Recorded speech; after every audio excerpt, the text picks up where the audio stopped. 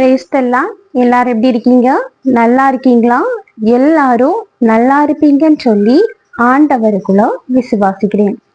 இந்த வேளையில எல்லாருக்கும் என் அன்பின் வாழ்த்துக்கள்.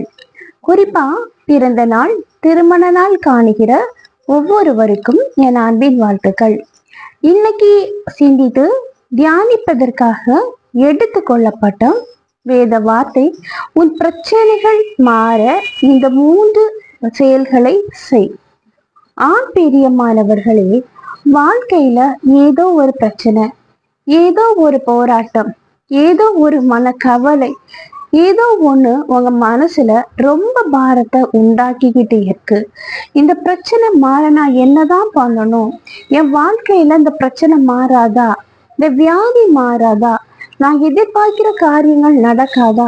இந்த தடைக்கற்கள் முற்றிலுமா மாறி போகாதா அப்படின்னு சொல்லி வேதனையோடு கூட உங்க மனசுல பாரத்தோடு கூட நீங்க இருந்துட்டு இருக்கலாம். உங்க வாழ்க்கையில இருக்கிற அந்த பிரச்சனைகள் மாறணும் அப்படின்னா இந்த 3 செயல்களை நம்ம செய்யணும். பிரியமானவர்களே, வாழ்க்கையில பிரச்சனை கண்டு பயப்படக்கூடாது. பிரச்சனை எதுனாலும் கடந்து போகக்கூடிய ஒண்ணுதான்.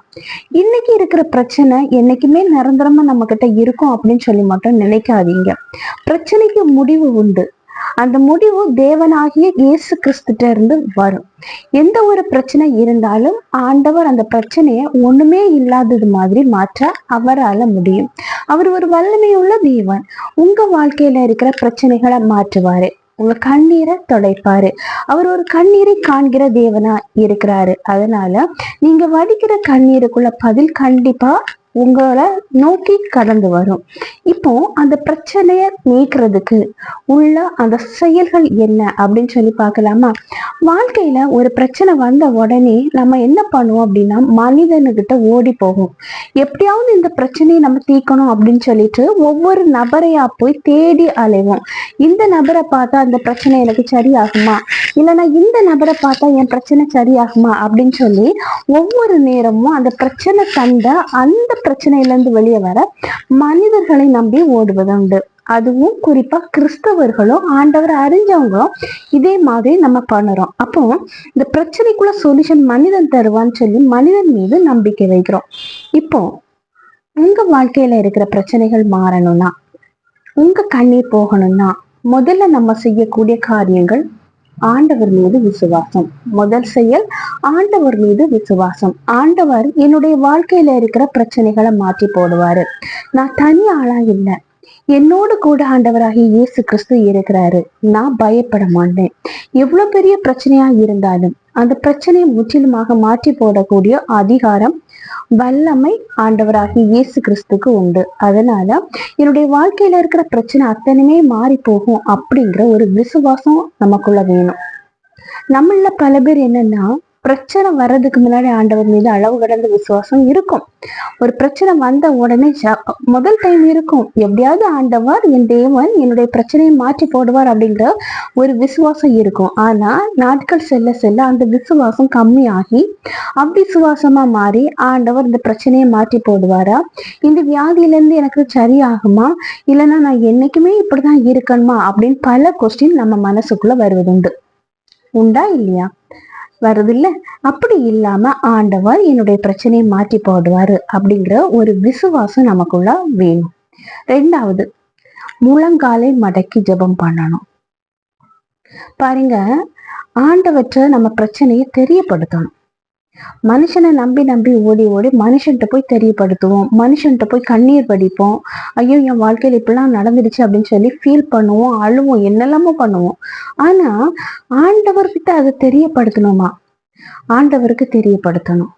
மனிதனுடைய எண்ணங்களுக்கு முக்கியத்துவம் கொடுக்குற நம்ம ஒரு பிரச்சனை வந்த உடனே அதுக்குள்ள சொல்யூஷனை ஒவ்வொருத்திட்டா கேட்டு அவங்க என்ன சொல்றாங்க, அது கரெக்டு தானா அப்படின்னு சொல்லி அவங்களுடைய வார்த்தையை நம்பிட்டு போய் நிற்கிறது.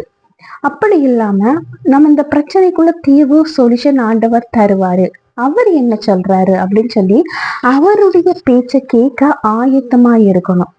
அவருடைய சித்தம் என்ன அப்படின்னு சொல்லி தெரியறதுக்கு நம்ம ஒப்பு கொடுக்கணும். இப்படி ஒப்பு கொடுக்கும் போது அவருடைய சித்தம் என்ன அப்படின்னு சொல்லி அவருடைய நோக்கம் என்ன அப்படின்னு சொல்லி அவர்கிட்ட நம்ம கேட்டு தெரியும் போது அந்த பிரச்சனைக்குள்ள முடிவு கண்டிப்பா கடந்து வரும். அதுக்கு ஜெபம் பண்ணணும். ஜெபம்னா என்னங்க? ஆண்டவர்கிட்ட பேசுறது. ஆண்டவர்கிட்ட பேசுங்க, அனுதினமும் பேசுங்க. ஆளானைக்கு உள்ள காரியங்களை ஆண்டவர்கிட்ட சொல்லுங்க. மனுஷன்கிட்ட போய் நம்ம உள்ள கவலை கண்ணீர் எல்லாம் சொல்றோம். ஆனா மனுஷன் என்ன செய்வான்?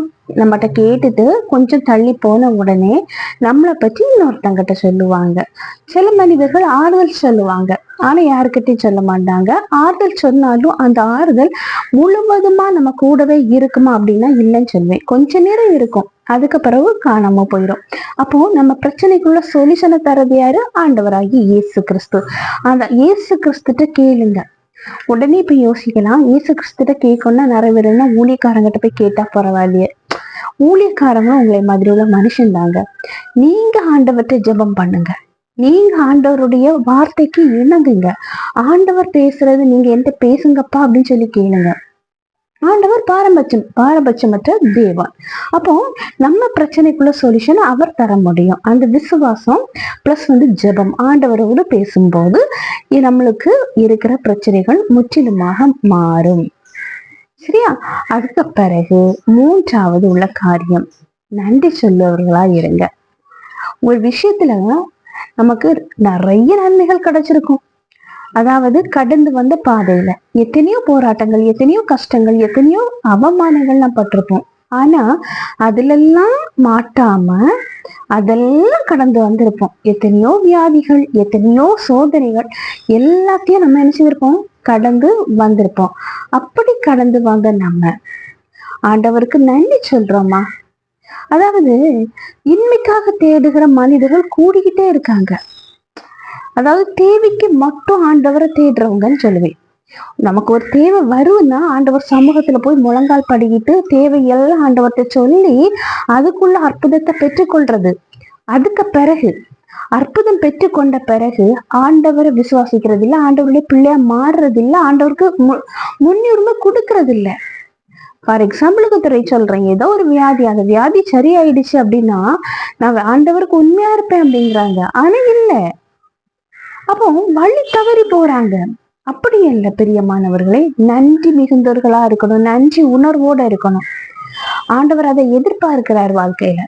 அப்போ நம்ம வாழ்க்கையில இருக்கிற பிரச்சனைகள் நீங்கணும் அப்படின்னா நம்ம கடந்து வந்த பாதைகள்ல எத்தனையோ போராட்டங்கள்ல இருக்கும்போது ஆண்டவர் பல நன்மைகளை செய்து பல அற்புதங்களை செய்து ஆண்டவர் வழி நடத்தி சென்றார்ல. அந்த ஒவ்வொரு காரியங்களுக்காக நன்றி சொந்தவர்களா இருங்க. இன்றைய வருடத்துல முடிவு நாள் இன்னைக்கு.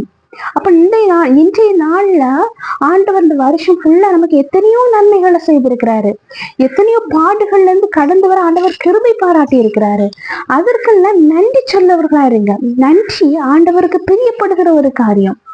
இப்படி பிரச்சனையில இருந்து அந்த பிரச்சனை வராம இருக்கிறதுக்கு முக்கியமா நன்றி சொல்லவர்களா இருக்கணும், நன்றி உணர்வோட இருக்கணும். கண்டிப்பா இந்த 3 காரியங்களை நீங்க செய்யும் போது வாழ்க்கையில இருக்கிற பிரச்சனைகள் முற்றிலுமாக மாறி போகும். இப்ப பைபிள்ல சங்கீதம் 34வது அதிகாரம் 19வது வசனத்தை எடுத்து படிக்கும் போது, நீதிமானுக்கு வரும் துன்பங்கள் அதிகமாயிருக்கும், ஆனால் அவைகள் எல்லாவற்றிலும் இருந்து அவனை விடுவிப்பார். பாருங்க, வாழ்க்கையில நம்மளுக்கு வரக்கூடிய துன்பங்கள் அதிகமா இருக்கும், ஆனா எந்த ஒரு துன்பமும் நம்மளை மேற்கொள்ளாதபடிக்கு ஆண்டவராகிய இயேசு கிறிஸ்து நம்மளை விடுவிக்கிற ஒரு தேவனா இருக்கிறாரு. அதனால தீமையை கண்டு கலங்காதீங்க. துன்பங்கள் எதுவுமே நிரந்தரம் இல்லை. அந்த துன்பத்துல இருந்தெல்லாம் வெளியே வர ஆண்டவர் கிருபை பாராட்டுவாரு. அதே போலதான் இப்போ ஒரு சின்ன ப்ரேயர் பண்ணலாமா? அன்பின் பரலோக தந்தையே, அப்பா, இந்த அருமையான வேலைக்காக நன்றி ஆண்டவரே. எத்தனை பேருக்கும் கிடைக்காத நல்ல ஒரு தருணத்தை எங்களுக்கு தந்தீங்கப்பா. அந்த மேலான கிருபைக்காக நன்றியப்பா. இப்பொழுதும் ஆண்டவரே என்னோடு கூட சேர்ந்து ஜெபிக்கிறேன். ஒவ்வொருவரையும் கண்ணோக்கி பார்க்க வேண்டும் என்று ஜெபிக்கிறேன் ராஜா. வாழ்க்கையில ஏதோ ஒரு பிரச்சனை நிமித்தமாக கண்ணீரோட இருக்கிற ஒவ்வொருவருடைய வாழ்க்கையிலும் ஒரு பெரிய அற்புதத்தை செய்ய வேண்டும் என்று ஜெபிக்கிறேன்ப்பா. எந்த காரியங்களுக்காக கண்ணீர் வடிக்கிறார்களோ அந்த காரியத்துல ஒரு முழு விடுதலைய, முழு அற்புதத்தை பெற்றுக்கொள்ள அப்பா நீங்க கிருபை பாராட்ட வேணும் என்று ஜெபிக்கிறேன்ப்பா. ஒவ்வொருவருடைய வாழ்க்கையில நீங்க அற்புதம் செய்வதற்காக நன்றி ஆண்டவரே, அதிசயம் செய்வதற்காக நன்றியப்பா. ஒவ்வொருவரையும் தாழ்த்தி உம்முடைய கரத்துல ஒப்படைக்கிறேன். நீங்க பொறுப்படுத்தி வழி நடத்தி செல்லுங்க. மீட்பார் இயேசுவின் மூலம் ஜெபங்களும் அன்பு நிறைந்த பரம தந்தையே, ஆமேன் ஆமேன். கர்த்தர் உங்க ஜெபத்தை கேட்டிருக்கிறாரு. கண்டிப்பா ஆண்டவர் உங்க வாழ்க்கையில இனி பிரச்சனை காணாதபடிக்கு நீங்க இந்த 3 செயல்களை செய்யும் போது ஆண்டவர் வழி நடத்தி செல்லுவாரு. கர்த்தர் தாமே இவ்வார்த்தைகளை ஆசீர்வதிப்பாராக. ஆமேன் ஆமேன். ஹல்லேலூயா.